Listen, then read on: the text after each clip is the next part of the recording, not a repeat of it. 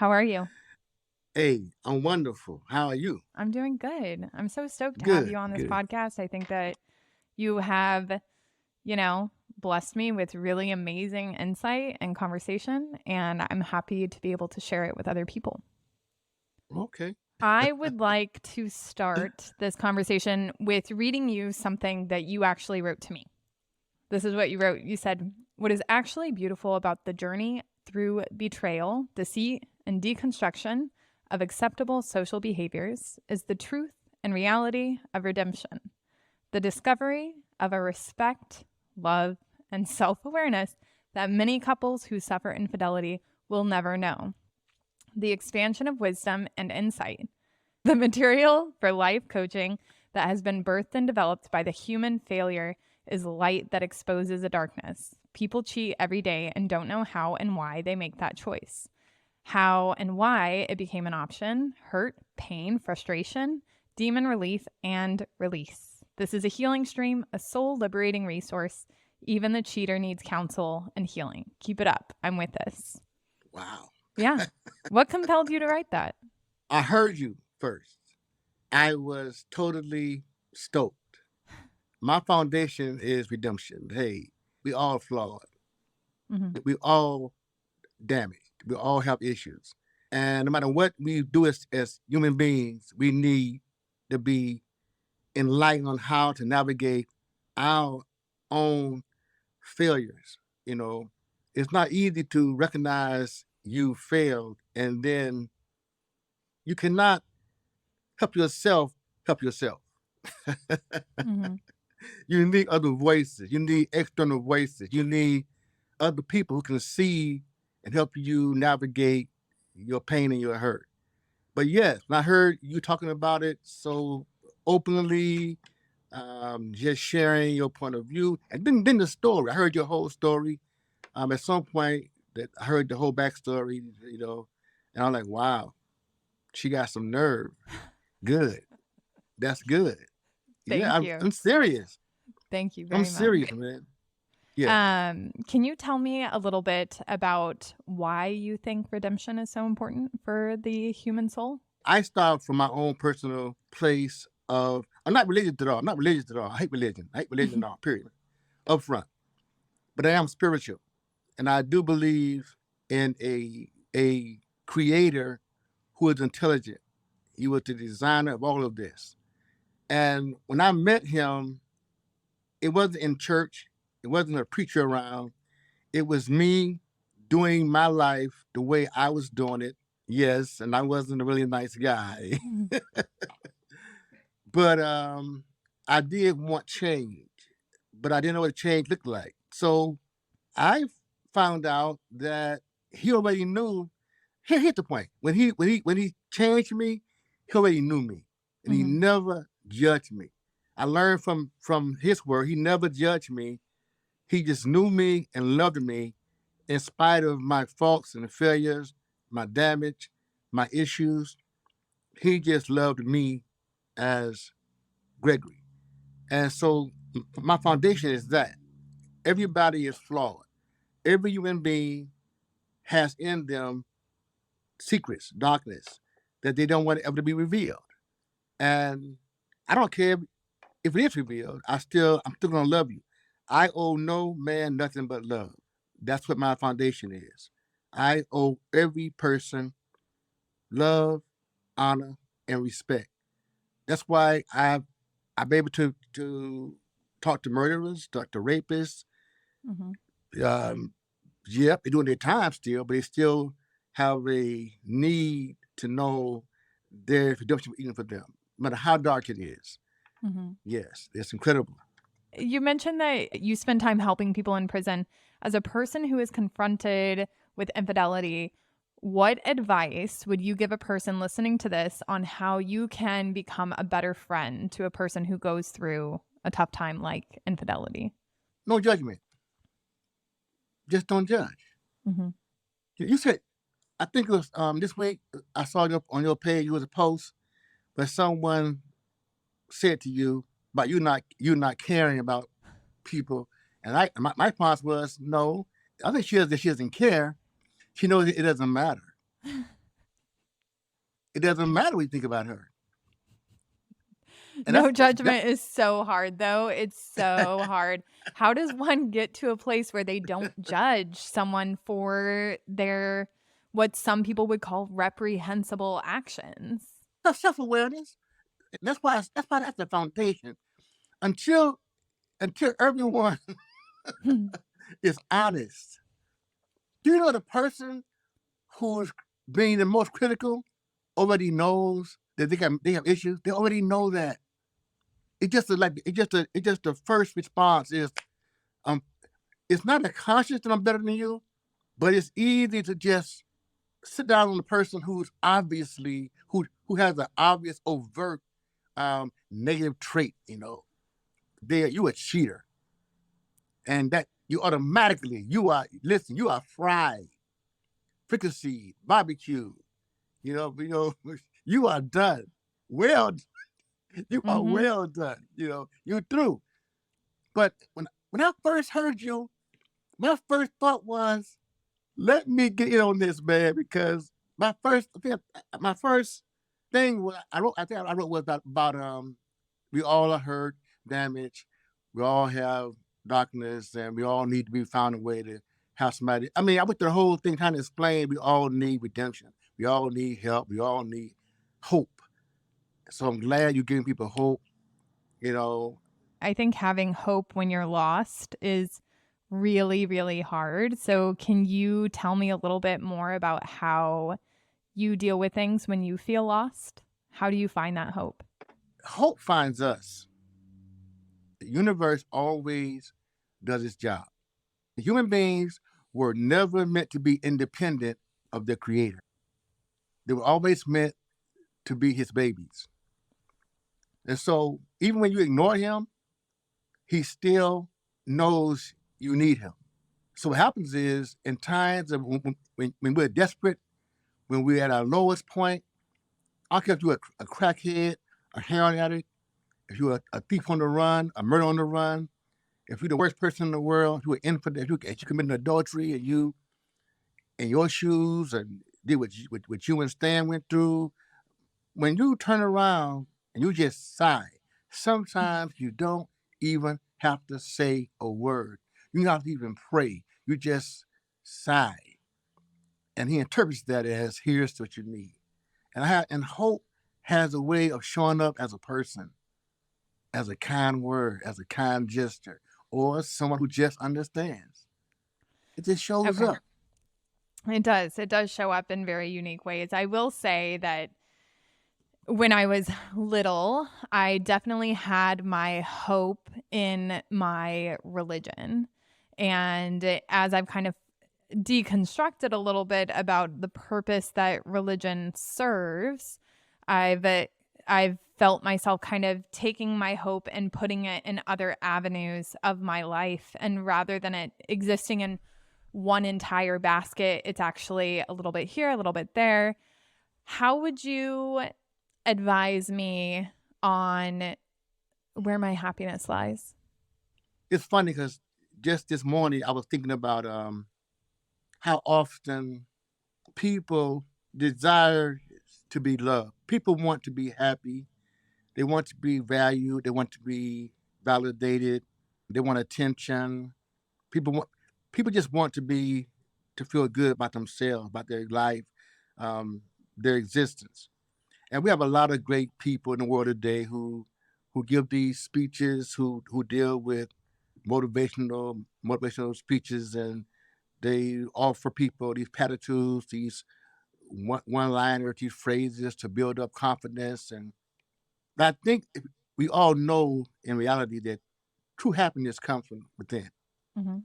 Now, I don't want to wax as a philosopher, get all deep on this thing, try to go down some rabbit hole, trying to. But I'm saying is, it is true to be content within, to be content within oneself, to be comfortable with one's inside of one's own spirit, inside of one's own soul, emotions, your mind, to find a way to internalize what really matters to you. Mhm. Now, for some people, for most people, I see how a A person could be 20 years old, 19, 20, and they get married. They're both same age, but they build their life with trappings. They build a world around education, get their degrees, get their Mm-hmm. jobs, make the money. They buy an apartment, then they get a house, and so you build up this life, but you're building the trappings. You're constantly building the externals. You're constantly creating the life, but you're doing it on the external things what your mind is focused on. The trappings of life, the house, the cars, even the clothes you The wear, marriage. the trips. Yes. So Yes. even the money is idea. So I got the marriage now. Then the kids. So we're adding on without never truly being, but we're evolving externally. We're evolving. We go from apartment to our first house. We go from no kids to one kid, then two kids. We go from Mm-hmm. the job promotion to the boss supervisor. We evolve in every other way except emotionally, Mm-hmm. except within. Mm-hmm. We never grow. So now here you are, 49, 39, 35, 45, still seeing life through the eyes of a 19-year-old with the same desires you have you as 19, 20. But you don't. You have evolved emotionally, but you don't even know it. What are your thoughts? What are your thoughts on having desires that go unmet? Woo! If you are the other woman in your relationship and you love this podcast, you would love the Other Women community. The Other Women community is a membership program designed to help other women just like you reclaim their relationship with themselves and heal from their affair. We provide a safe and supportive environment for you to open up and talk about your experiences. We give you the tools and resources you need to grow into an authentic, empowered individual. If you're ready to take the next step in your healing journey, head on over to theotherwomanandthewife.com/community to learn more about the membership and all it has to offer. What are your thoughts? What are your thoughts on having desires that go unmet? Woo! Causation and correlation. Like Causation and correlation. Causation, causation and correlation? all the, hey, I don't, I just this morning, I always state there's never a reason to cheat. Justifiably so. You can never justify the act of cheating. You can always divorce. You can't justify cheating. You can never say cheating is okay. But I can understand why it exists. That's the point. That's why. Yeah. But then also right, and I get heat for this too. I say, well, but causation and correlation exist. If you want to Mm-hmm. if you want to just say he's a cheater, okay, yeah, but okay, let's agree that cheating is wrong. Let's agree that cheating isn't the preferred route. But you can marry someone, be married, but you're married to a person, not a construct, Mm-hmm. not an idea. You're married to another person, and you can be miserable. Don't don't listen. Husband and wife are words, are terms, but in those terms, there are certain things expected and required within that construct of husband and wife. If Mm-hmm. if the person in those titles are not meeting and living up to those constructs and what they mean, that's not a marriage. You're just miserable. Living with someone in a marriage construct that does not produce happiness or anything you signed up for. Is marriage supposed to produce happiness? It's not the marriage. That's only an event. It takes 5-10 minutes. The marriage itself is a relationship. Yeah. Marriage is an event. But what you have when you come together as husband, quote unquote, wife, is you have an agreed upon contract, I guess, to have a relationship that produce certain things you sign up for. Love, to be cherished, happiness, and all things you sign up for. You didn't expect to be hurt, and then you find out that you didn't even know who you were. And oh my God, don't get me started with religion. With religion and marriage, I can't even start that journey trying to express how much negativity, how many constraints and restraints are put on by people using God as the reason why, and all the confusion that comes out of that. I can't even start. I had a whole hour and a half.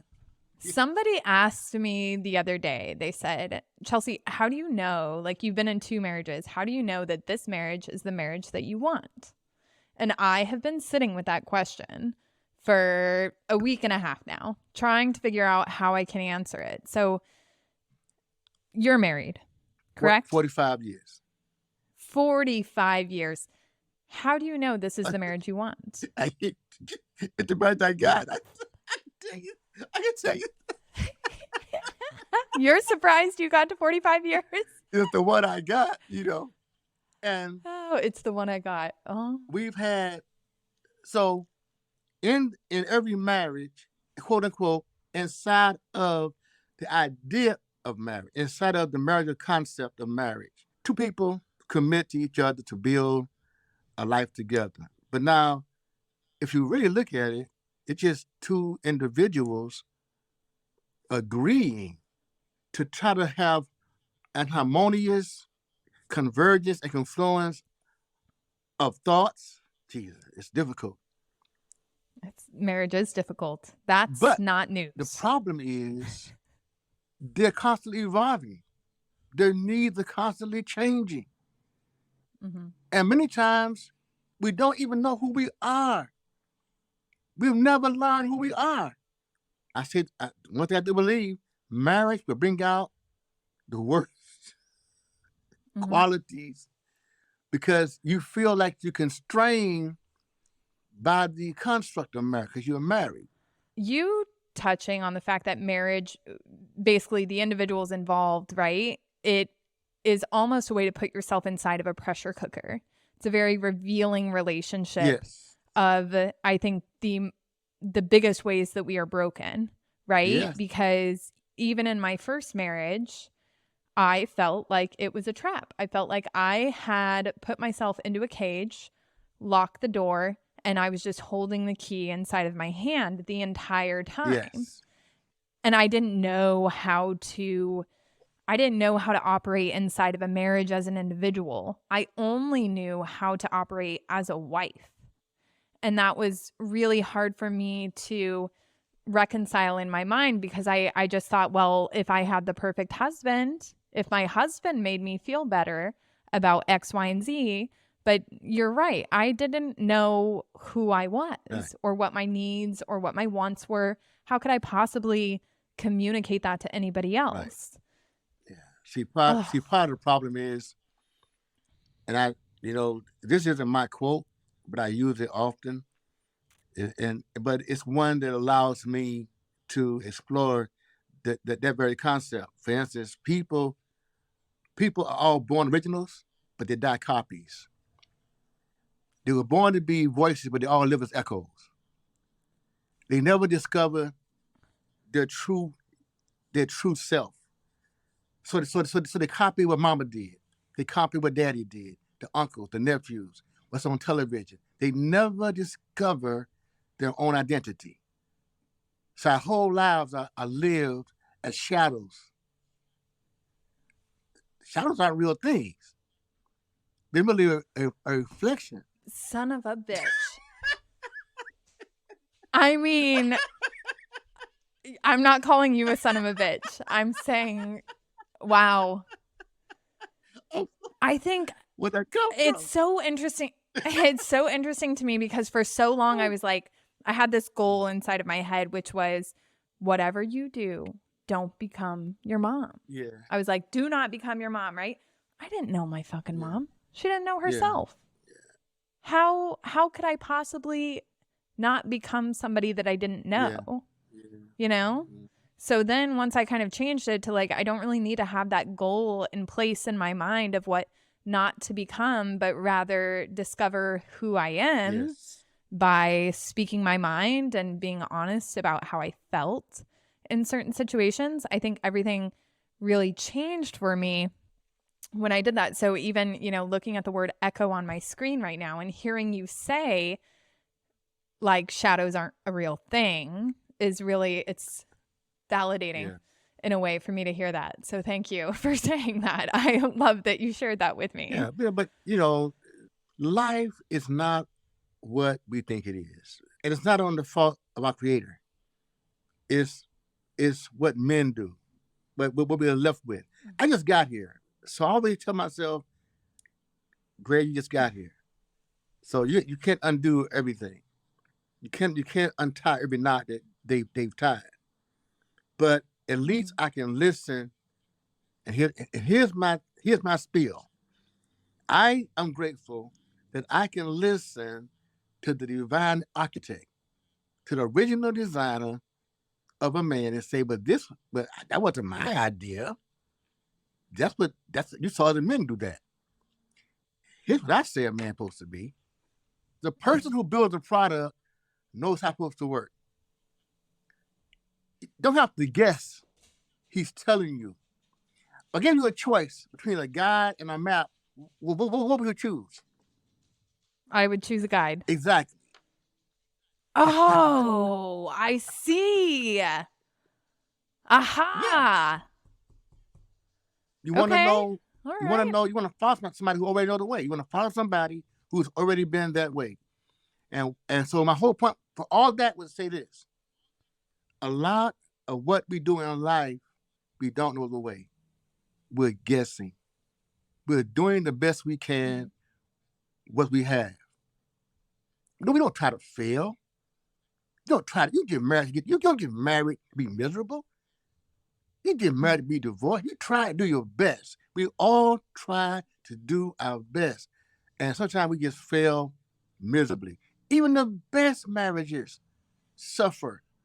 Nobody's getting through this thing unscathed, unscarred. We're all trying to manage the best we can. And here's the sad good part, or the good sad part, or I don't know how to put it. Sometimes we manage to learn how we develop the capacity to cope, to tolerate, to put up with. And so we minimize the pain. And before you know it, we've normalized our agony. We've normalized our pain. Yeah. We've normalized our misery. Well, and it stopped being misery.